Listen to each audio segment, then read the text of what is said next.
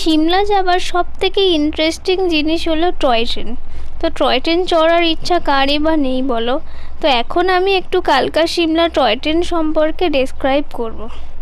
কালকা স্টেশন থেকে সিমলা যাওয়ার জন্য টোটাল 7টি টয় ট্রেন রয়েছে।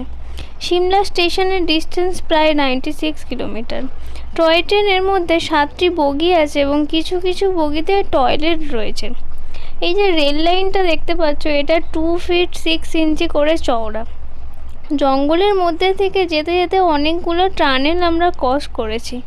তো টোটাল 103টি টানেল রয়েছে, কিন্তু আমরা 102টি টানেল ক্রস করেছি, কারণ 46 নম্বর টানেলটা এখন আর নেই।